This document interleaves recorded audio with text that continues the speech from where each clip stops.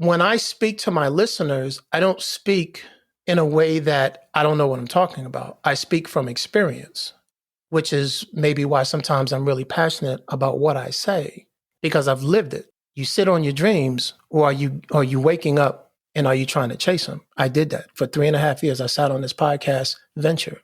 And then once I had the confidence to just get up and do it, the rest is history. But I know what it feels like to sit on something because you're not sure of it. At some point, you just have to do it. You just got to do it.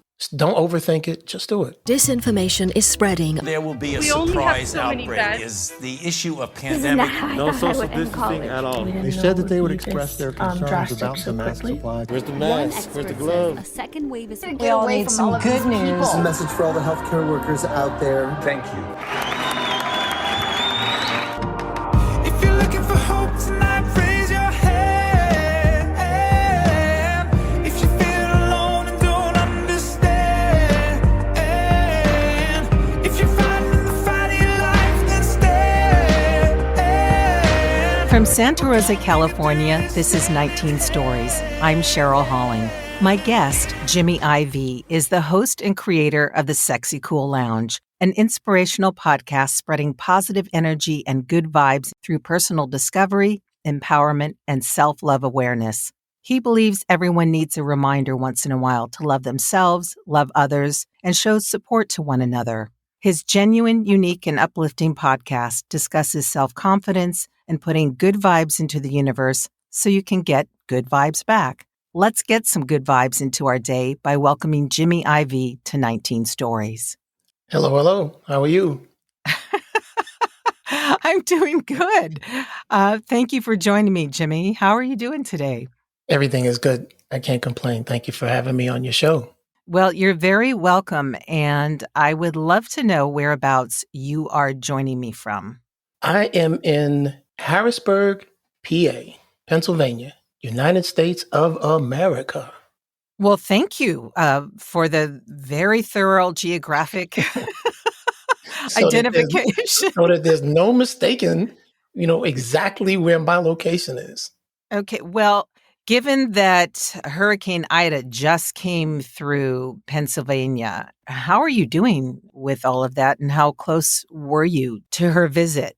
I was very close to her visit, but thank you that I wasn't like in the zero portion of it, like the bullseye. So we got a lot of rain and wind, but nothing near what happened like up in Philly and in New York. So, I count my blessings that we didn't get the brunt of it. We just caught like the outskirts of it. But 150 mile an hour winds is still 150 mile an hour winds. So you're going to feel something from that and get some crazy rain. But other than that, I was fortunate. Thank you. Watching it on the news, you tend to think that everybody within its range has been taken out. So how wonderful you came through it. And I understand that you just came back from visiting the Florida Keys. Yeah, I was in the Florida Keys.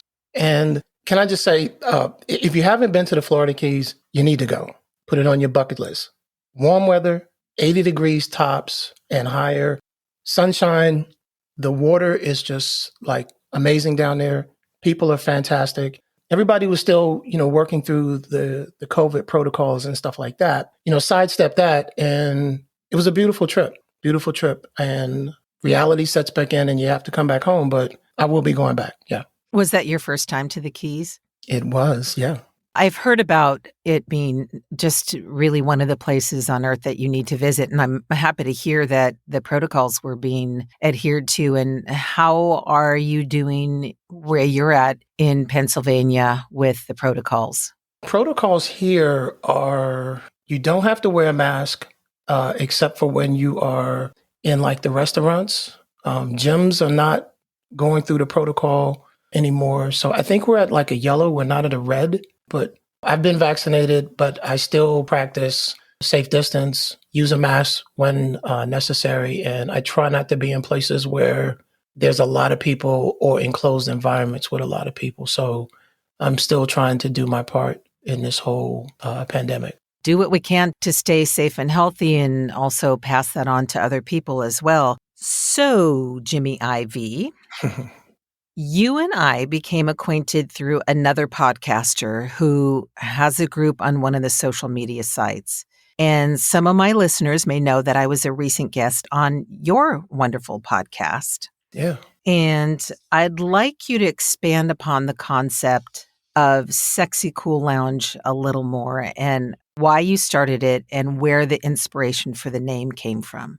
Sexy cool is how you feel about yourself. And it's all about your inner vibe. And what I mean by that is there are a lot of people in this world who don't have the opportunity to feel good about themselves. I came up with this platform of wanting to reach out to people. And how was I going to do that? How was I going to get my voice out there, my unique authenticity out to people? So I said, what is it about people that is always good vibes only, right? So sexy cool is a level of a frequency or a vibe in my world where no matter what you do, you're always feeling good about yourself. And no matter what happens, no matter what negative vibe comes your way, it bounces off of you. It's an air of self-confidence that you have. And I want more people to have that. If you are in the business world and let's say you just aced out a presentation and you walk out of that room knowing that you rocked it. Mm-hmm. That feeling is sexy cool. I want you to have that feeling all the time, not just because you did something good. You should be feeling that way all the time about yourself. And once you do that, once you reach that level, it exudes out from inside out. And people gravitate to that. People love that feeling. It's something about it. They can't put their finger on it, but they want to be around you. They want to feel that energy that you're projecting out. So how it all started was my dad passed away in 2014 of a particular cancer, which only 2% of the world have. I'm sorry. But thank you. But what I realized during his service was the amount of people that came out to pay respects to my dad, right? A lot of people. I mean, my dad was a teacher at one point. My dad has been in the post office for a considerable amount of years.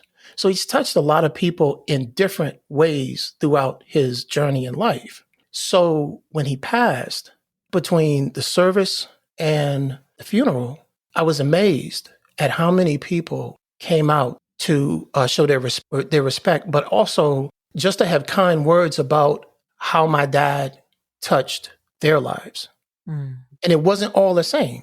It wasn't all just postal workers or people that were on my dad's mail route. It was people from when he was a teacher or colleagues or neighborhood people. It was so diverse. And I was like, wow.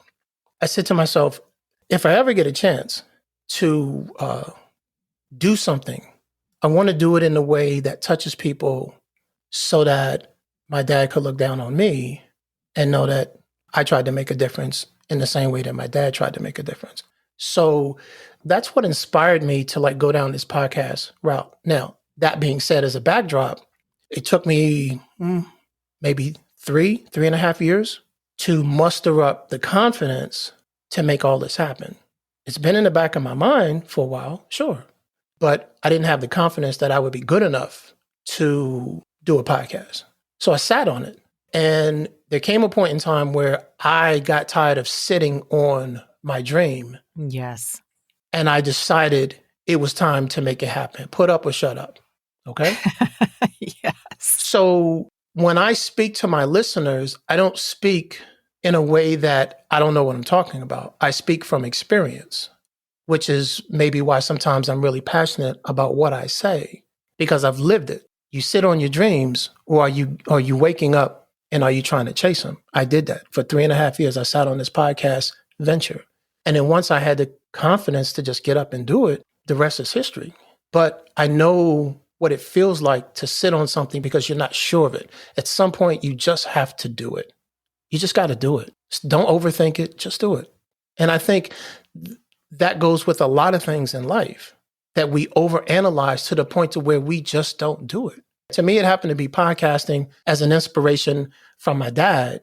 But how many other people in this world sit on their dreams because they overanalyze it or they don't feel like they're good enough to make their dreams come true. It's interesting that you shared that because I think and thank you for sharing that story about your father. He sounds like he was a wonderful man, and it leads exactly into my next question. But before I ask you that, I just want to comment on, the 3.5 years. It's interesting because I've met a lot of podcasters now that I'm in the podcasting space, and you are as well. That is a common theme with podcasters, but you mention it in the greater context of how everybody sits on their dream, whether it's a podcast or something else. But that whole thing of you need to be perfect before you come out of the gate, as opposed to progress over perfection. Thank you for touching on that. And on one of your social media sites, you have a letter, this beautiful letter entitled "To My Hero." And the hero that you're referring to is your father that you just spoke of. Yeah. And you're also voicing a YouTube video of a storyboard animated story of your father and how he showed up for you in an unexpected way through a card game. And I would love for you to share that story if you wouldn't mind doing so. Absolutely. I would love to share it. So the way the story goes, and then I'll get into the animated portion of it, because the animated portion was a gift to me from a fellow podcaster, Lee Hopkins, Patterns of Possibilities. So the story is my dad lived in a particular part of Maryland, about 45 minutes from where I was living at the time. And it was my birthday. So my dad drove up to celebrate my birthday. And at the time I was dating someone who invited a bunch of people to the house. So we had a lot of people, friends, some coworkers of a place that I was working back in the day. And then my dad drove up.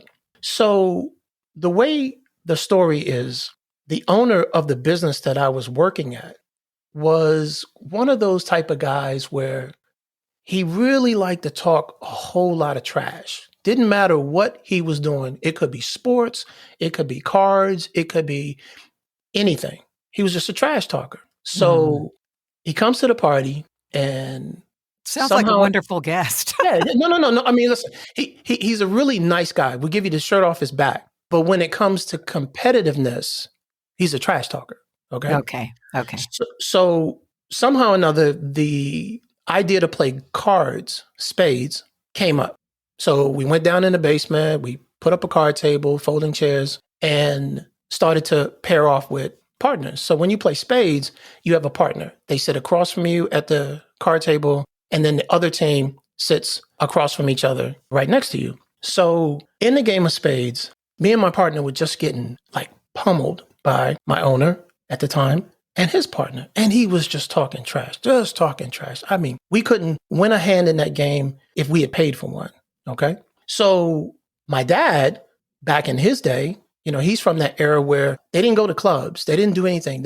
Their social gatherings were Friday nights and Saturday nights of getting together at people's houses, playing cards, listening to some good soulful music, and having a couple of drinks. That was his era. So playing cards, my dad is the best at it. So he's looking over my shoulder while I'm playing cards, just not saying anything, no emotions, no nothing. He's just letting me get my butt beat. I mean, hard. So at the end of the game, again, trash talker, he's just all over the place, blah, blah, blah, blah, blah. He then says, "Hey, Jimmy's dad, do you play cards? You want to play?" Oh, never should have done that. Why, yes, maybe I do. Well, I play a little bit. My dad played it down.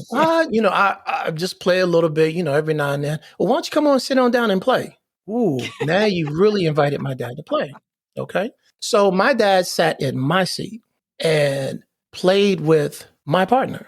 Long story short of this is my dad beat him so bad in this card game that the owner said, "Hey, when is your dad coming back to town so we can play another game of cards?" Because he only played him once. He would not play him again. He got up from the table and decided to go do something else. So he left him with that reminder of getting his butt beat so bad that even going back to work the following days, when the owner would see me, he would say, "Hey, when's your dad coming back up? Get your dad up so we can play another game." He's that competitive. Yeah, he's thinking he's going to turn the situation around and show him really how it's done, right? Right. fast forward a couple of months. It's around the holidays, and I just happened to ask my dad, say, hey, the owner is really like chomping at the bit for you to come back and play cards. I said, but Dad, I got to ask you, what was it about that card game, man? I mean, you were like throwing down some cards like you had a little bit of oomph behind it. And at the time I was 45, 46, 45, maybe 47, 45. Yeah. And my dad looked at me because he never said anything about the card game again. But he looked at me when I asked him and he said, you never let anyone beat up on your kids. Mm. And I thought that was like the most profound statement that a parent could say to their child, even though their child is a grown adult. Yeah. You think that when you become an adult, you've learned life enough to manage through it. And you do. But there are always lessons that a parent can always teach their kid, no matter how old their kid gets. So here it is, my birthday party, and my dad is still looking at me as his kid, and somebody is whooping up on his kid in just a card game. Just a card game. To the point to where my dad sat down and gave that guy in this card game a whooping of his life. To the point to where this man during work hours would come and ask me, when is my dad coming back to play cards? And my dad played him once, got up from the table, and never played him again. All right. And never said anything to me about it. He never said anything like, yeah, that was for you. And My dad wasn't rah-rah like that. But if I asked him, he was going to tell me the truth. I finally asked him and I said, Dad, what gives? And he looked at me and he just said, you never let anyone beat up on your kids. And I was speechless. I didn't have any words for it because I was like, wow, that's my dad. Yeah. And even as a grown adult, my dad is still like kicking down doors to save the day, which is how I envision him as a kid. That's the bond I had between me and my dad, right? And I just want other people through that story, if they've never had someone in their life that is willing to kick down a door for them, save the day in whatever heroic vision you want to have of that person. But that's what my dad was to me. So I refer to my dad as my hero, even as a kid. And even to this day, I speak of my dad in the sense of he's my hero, you know? So the animated story came about. I had someone on my podcast and I then went on their podcast. Okay. And I told the story, same way I'm telling it to you. And at the end of that story, and we finished up the episode, he calls me about 2 or 3 weeks later, says, hey, I have something for you and I'm going to send it over to you. So, okay. He didn't tell me what it was. And I didn't ask him to do that. He did that on his own.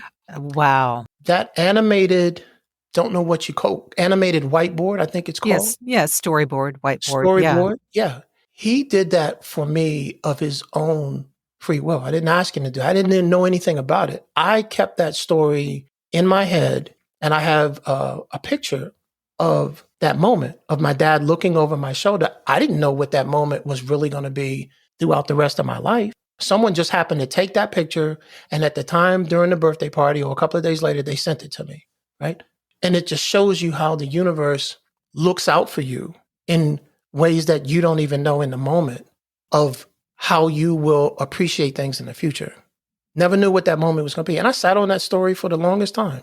Very few people I ever told that story to because it was about my hero, my dad, right? But it came out and I sent him a copy of the picture to say, hey, here's the picture of the story that I'm telling about my dad. And then he took the story and turned it into this animated story whiteboard visual thing. And I didn't want to look, I saw the email come through when I was at work, okay? And I knew I couldn't look at it then.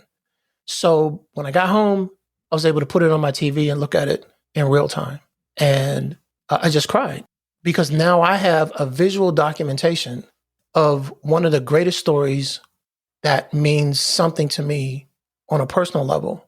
And it's documented. It's not just in my head anymore. It's not just something that I can share in a picture. And if you don't know the picture, you can't get the visual. Now it's in visual form. Mm-hmm. And true to form, it is exactly like my dad. And it's just, it's amazing. So if you get a chance to check it out, it's on YouTube and it's also on my website. It's remarkable that someone would take the time, energy, and effort to do that. And then that means it obviously impacted him to, to want to share that in a visual way. And what a beautiful relationship you had with your father, because as you mentioned, not everybody has that. Like on Father's Day or Mother's Day. And it's important to recognize that people don't always have that kind of relationship with their mom or dad, but there's heroes in our life. And I would venture to say that getting this presentation of the visual expression of your story, that's kind of a hero. That's someone else who cares enough to share some love. So in your letter to your father, you mentioned the 5M movement. What exactly is the 5M movement? The 5M movement actually started out like this. When I first started the podcast, the first thing I wanted to do was say, okay, my vision is I want to make $5 million. All right. Mm-hmm. So 5M. As I kind of got to grow into this, that changed very quickly. And it became 5 million people that I want to touch. Okay. It went from $5 million to 5M, meaning 5 million people I want to touch through my voice, through like-minded voices like yours who come through the Sexy Cool Lounge and share the connections throughout the world. So 5M movement would be attaining 5 million vibes in this universe, having been connected through the hub, if you will, of Sexy Cool Lounge, through voices of positivity, through voices of inspiration, and just having a flair of sexy coolness. Because there are a lot of people in this world who will never be inspired because of their environment, because of people chirping in their ears about, well, you can't do that. You're not good enough. And they will never live out their dreams. So I'm here to say, you can live out your dreams. And if you don't know what your dream is, if you don't know what inspires you, come on over here to Sexy Cool Lounge. We'll figure it out together. Because everybody, as long as you're breathing on this earth, you deserve to be happy and you deserve the opportunity to know what it feels like to be loved and to love yourself, if nothing else. Because there were a lot of people in my life who gave me love, who showed me what self-love is about, who gave me the opportunity to feel good vibes only and positive energy.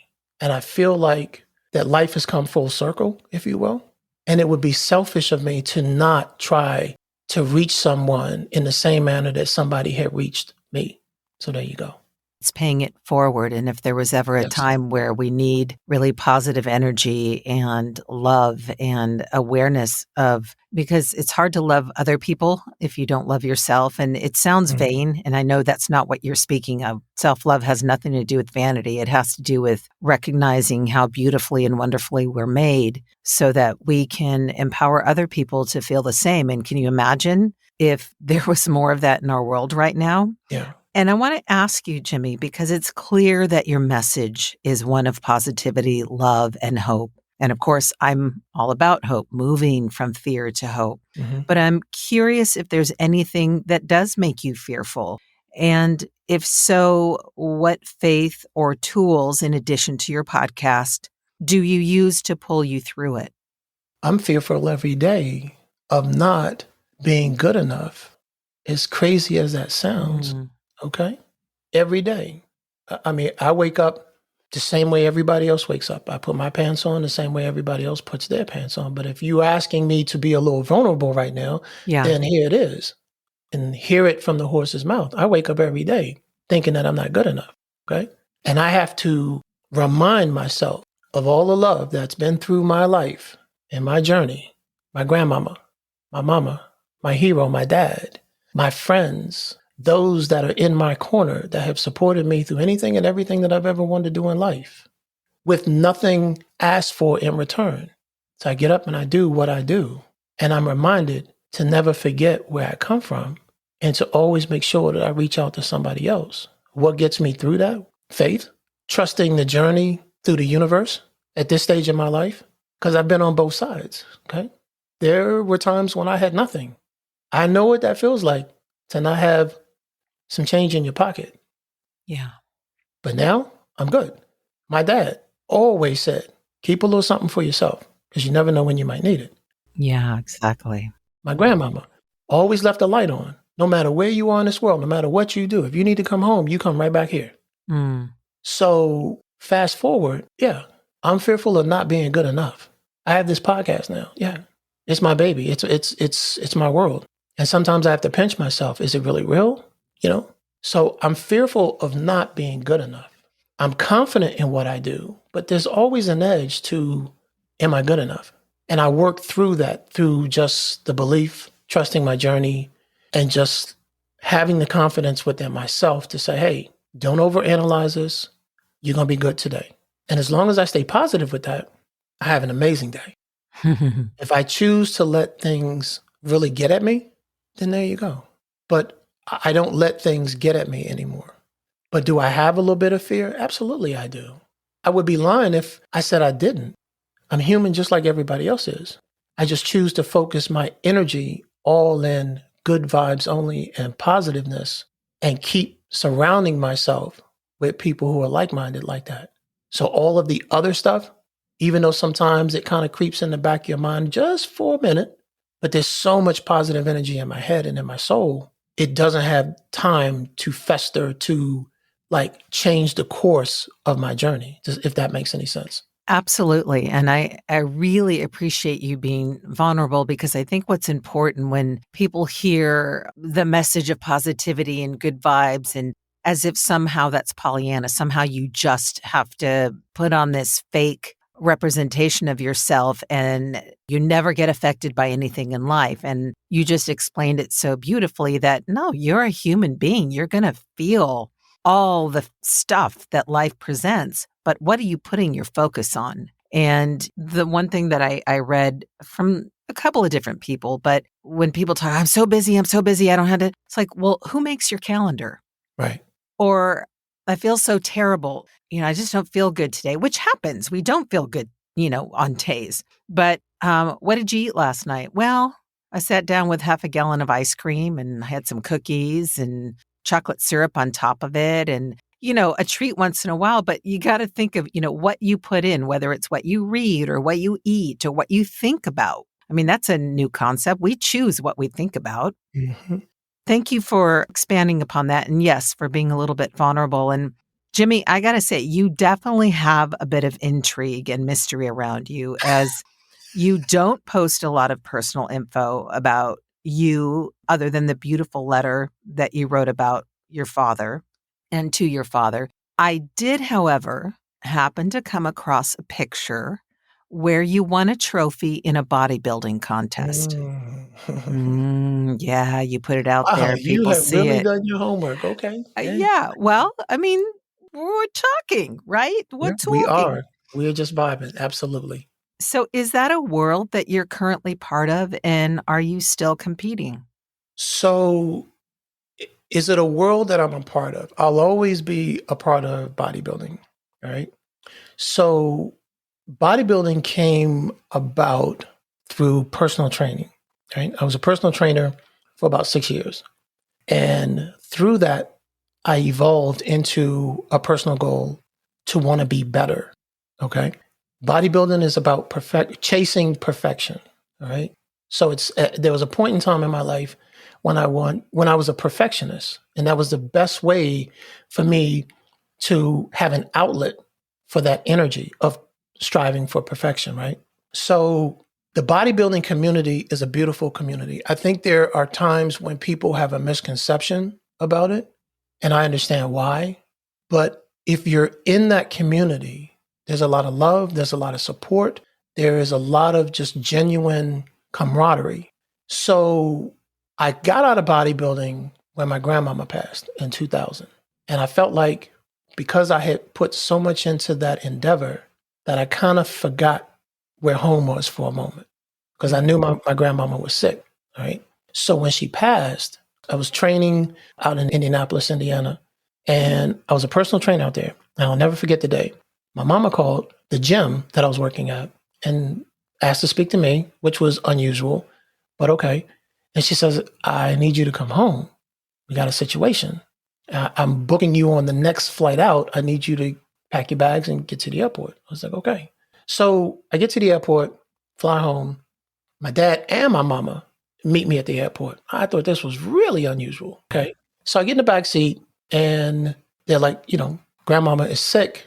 She's at the hospital. So we're going to go to the hospital. Now, I grew up in the area that we drive into, so I know the roads and I know where the hospitals are. So we kept down the street and passed the exit for the hospital. I'm like, well, where are we going? And they said, well, we're going to go to the house first. Now, in my mind, I'm like, well, wait a minute. You had me come all the way back to Maryland. Say that we're going to the yeah. We're in the car, but we're not going to the hospital. We're going straight to the house. All right. So fast forward. We get to the house. We get in the house. And then that's when my dad breaks down. I've never seen my dad cry ever in life. You understand? I've never seen him cry. Yeah. And he just said that grandmama had passed.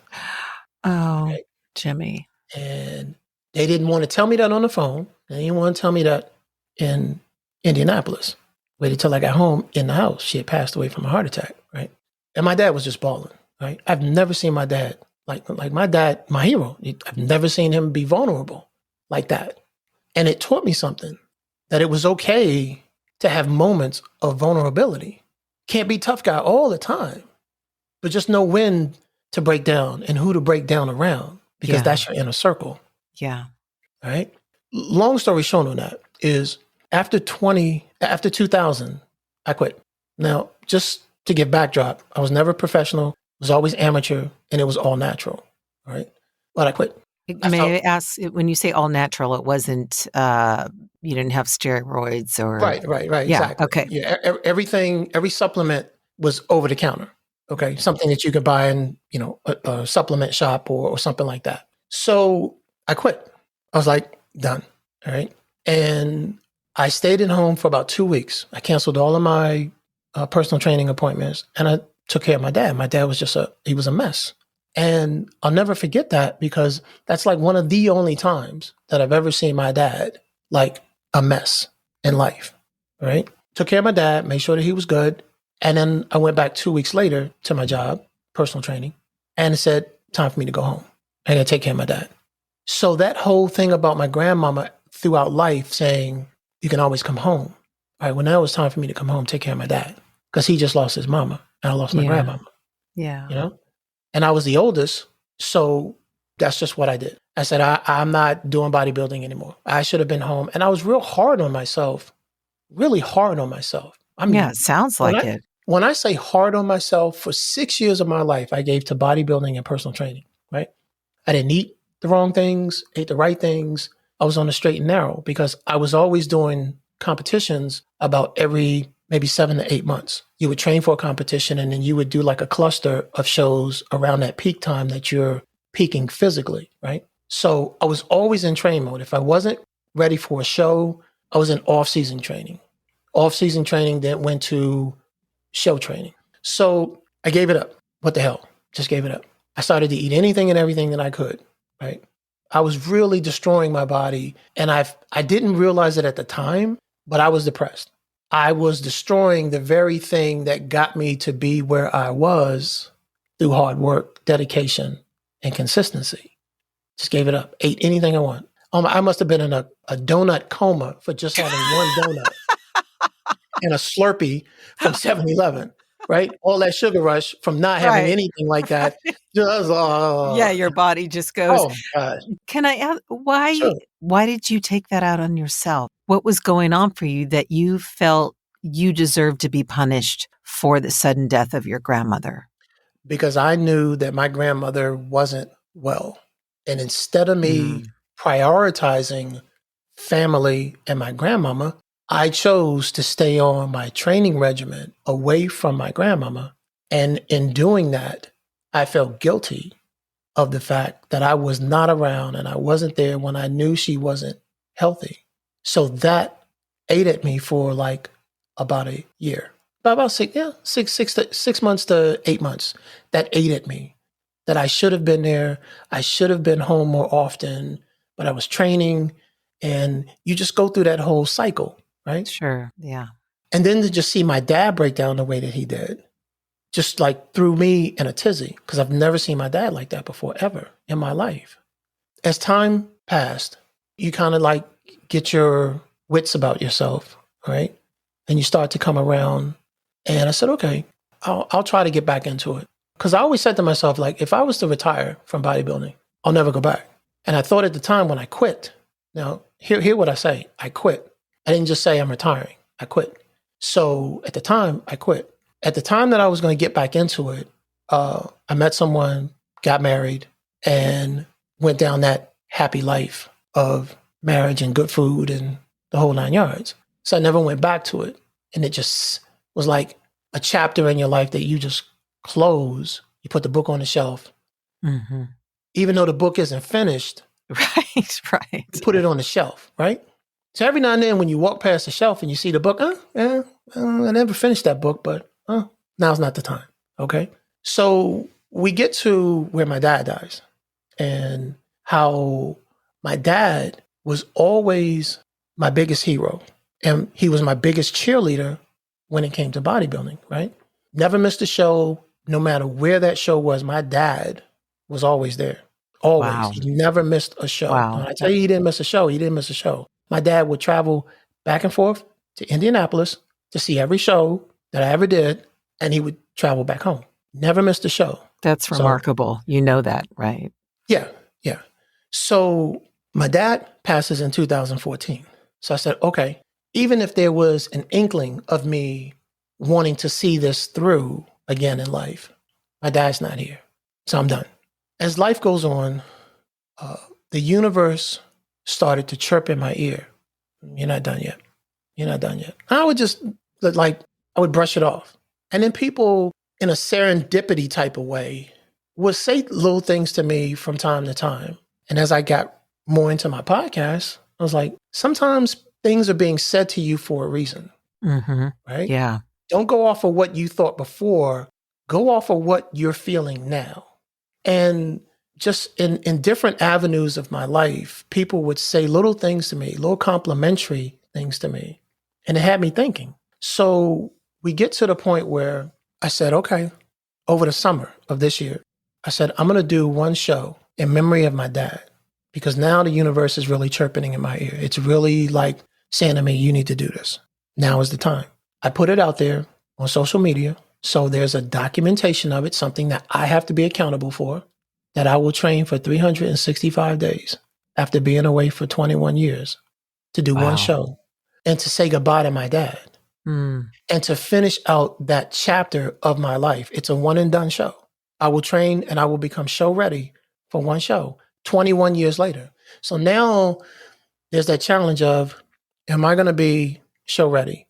Am I going to have the consistency and the dedication to do what I did before now? But then there comes that point where you just don't overthink it. You just do it. Doesn't matter what people say. It doesn't matter if you've got people who think that just because they can't do it, you can't do it. Right. Yeah. So now I'm on a mission. And the cause behind it is, one, to say goodbye to my dad, because he was my biggest fan, and to be at peace with that chapter of my life of bodybuilding. But the bigger portion of that is, I want to show my listeners and I want to show people who I connect with that no matter where you are in life, no matter how old you are, it's not about the fact that you can't do it. It's about the fact that you're not putting the positive energy into it, mind, body, and soul. So I'm going to show you through my example, and my example would be bodybuilding, that you can do whatever it is that you want to do. You just haven't been dedicated enough to get it done at any cost. So there you go. It's interesting how you mentioned about the serendipitous conversations or comments. And I think that's important to recognize that whether you want to call it your calling or work not being finished, those nudges are important because those are the things that kind of guide you into either finishing something and or starting something like your podcast. Yeah. And what a beautiful dedication to your father. And I'm curious when your show is. What's your date? I don't have a hard date at the moment. What I do have is a month. I want to be show ready by June of 2022. Okay. Now I have between now and then to figure out what show I'm going to do. But before I can put a hard date on a show, I need to be ready. So right now it is about taking this next 9 months and be ready. physically, mentally, get back in the grind of what it took for me to be where I was before and make it happen. No excuses. Leave it all out on the stage. And that's my world. Okay. So I'm not saying everybody go out and do bodybuilding. Right. So take the meaning behind what I'm saying and apply it to whatever it is that's in your journey in life. Right. Sure. Mm-hmm. You can be wherever you want to be, but are you ready to grind for it? A lot of people say they want $1 million, but are you willing to put forth the work ethic to get $1 million, or are you trying to just hit it through the lotto? People say they want this type of car, they want this type of house, they want this type of job, or they want this type of financial freedom. Okay. The beautiful thing about the universe is it will open up the resources for you to be where you want to be. It really will. But are you honest with yourself enough in the mirror to say that nothing will stop me from getting what it is that I want and being where it is that I want to be? If I got to stay up late, I stay up late. If I got to get up early, I got to get up early. No excuses whatsoever. Okay, you got to be to work at 8. I'll be at the gym at 5:30. You see what I'm saying? It doesn't matter what you're trying to do in life. What I'm saying to you is let my cause and this whole journey be an example of, if you want something bad enough, get up and grind for it. Because at the end of the day, the only excuse that you will have is just yours. You can't say nothing else about anything. If you didn't get up and do every single thing that you could to make your dream come true, then that falls on your shoulders, nobody else's. And be honest with yourself about that. Because at the end of 365 days, I will have nobody to have an excuse for. If I'm not show ready and I step up on that stage just like I said that I would and hold myself accountable, but myself. So that goes with my diet, that goes with my workouts, that goes with everything else that I need to do. I can't blame it on anybody else. So there you go. If I may add one observation and caveat to that is life sometimes does present you with circumstances where you do need to, as you so eloquently expressed why you laid down, that dream of pursuit for 21 years. I hear that term grind a lot. And while I agree with it, I also know that sometimes people are going through things in life, whether it's health issues or familial issues or fill in the blank, where those take precedence. Absolutely. I wanted to just kind of put that in there, that grace and mercy for kind of other things that might take priority at the time. Absolutely. And certainly not taken away with what you shared. So what I just want to add to that is that the mindset that I'm talking about, like right now, goes with the exceptions. Okay. But sometimes, not everybody, but I'm going to speak to at least a portion of people. They take the extreme exceptions to be the norm exceptions. Okay.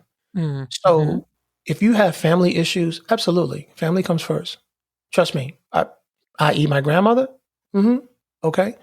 But those are the extreme exceptions. If you have kids, something happens, lost a job. Yes. Absolutely.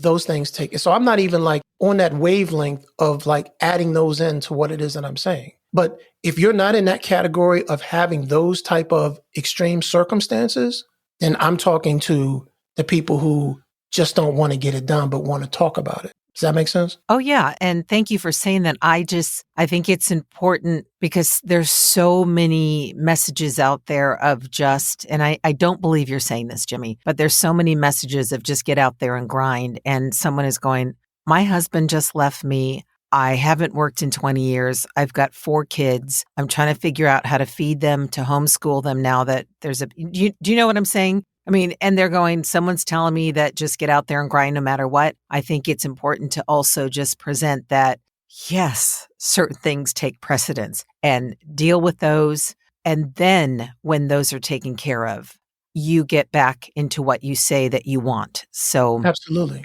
Yeah. Well, if you want a better life, then that should be where your grind should come from. And if you've got kids, that you need to take care of or things of that nature, and you need to provide for them, then there is still the avenue to say, I'm going to make a better life for my kids. Oh, sure, sure. Figure out what that entails and then put your grind, quote unquote, energy into making that happen for the betterment of your kids.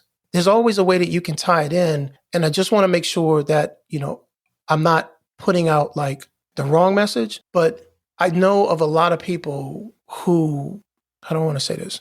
I know a lot of people take one situation and use it as an excuse to not further themselves. Sure. Yeah. And if you are having challenges in life, absolutely, you need to figure out how to get beyond your challenges. Absolutely, you do. That is your priority. And whether it's you personally or if it's family, if it's your health, absolutely. But beyond that, for the ones that just want to talk about it and never really do it, those are the ones that I'm saying you need to put your excuses to the side and just get it done. Yes, absolutely. Thank you. And I don't think you were putting the wrong message out there at all, Jimmy. I was the counterbalance to maybe someone who might be listening going, I just got out of bed. That's what I can do for the day. And then tomorrow, maybe I'll actually take a shower. And you know what I'm saying?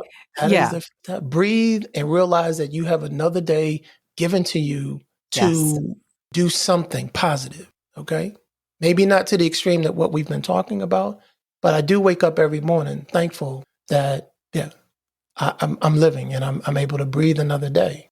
Especially now, Jimmy, especially now. I mean, literally and figuratively, the breath of life, when we think of what this virus is, that if we wake up and we have another day, the breath of life, we can put our feet on the floor. We are blessed beyond measure. So I'm curious. Let's talk about music for a moment. If there was a soundtrack to your life, what would be on it and why? The soundtrack of my life. Da da da. Yes. The soundtrack of my life. Wow, that's a good one. I don't know that I would have a soundtrack per se, because my life has just been so diverse over the years. But I can tell you some of the songs that would be on it, and maybe that could then be the soundtrack of my life. Yeah. I would have a few songs from Andre Bocelli. I would have a few songs from the Eagles. Yes. I would have a few songs from Earth, Wind, and Fire. Most definitely. I would have a few songs from Morris Day and the Time back in the 80s. Prince.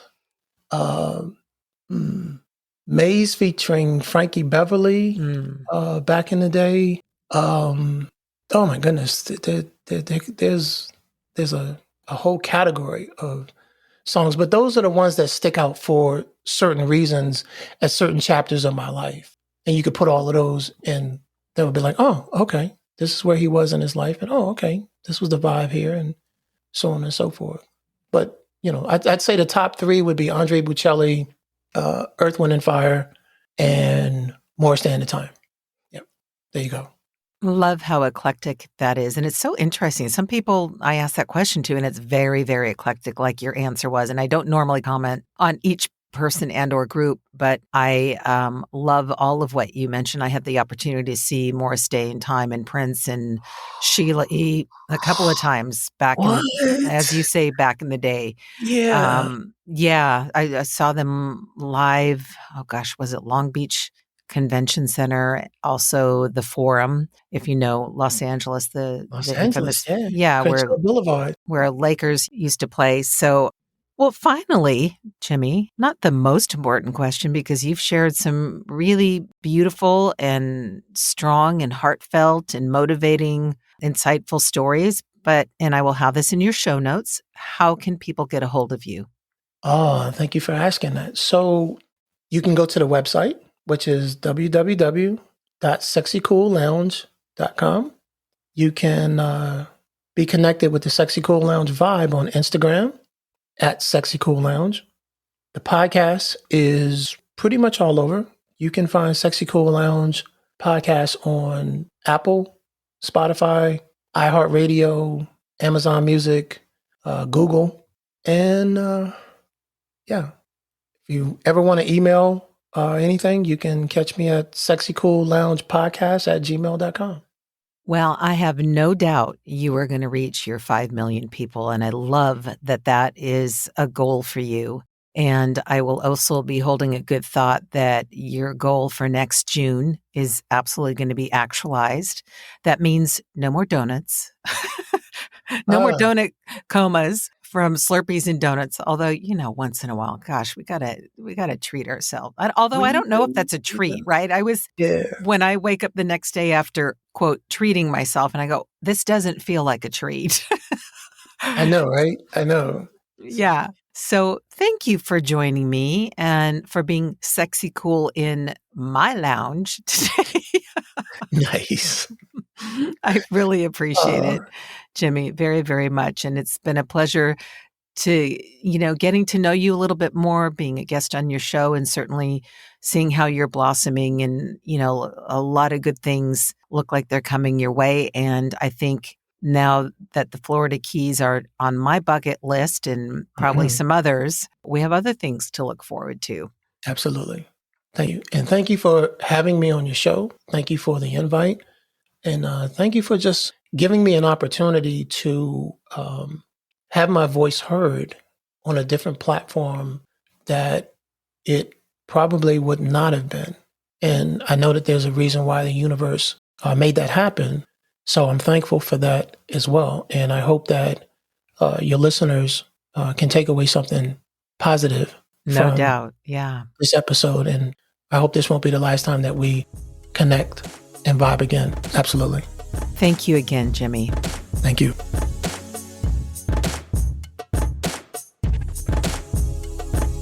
I'd also like to thank the following news outlets for the use of their clips in so aptly painting the picture of the fear that we're facing during this pandemic. BBC, PBS, Now This, UNESCO, and Some Good News. I especially want to thank Joel and Luke Smallbone, otherwise known as the group for King and Country, for allowing me to use an excerpt of their song Together, which could not be a more hopeful and inspiring song for such a time as this. Finally, I'll leave you with the following from Proverbs 23:18. Surely there is a future, and your hope will not be cut off. Thank you again for joining me today. Feel free to offer feedback or a story idea at 19stories@soundsatchelstudios.com.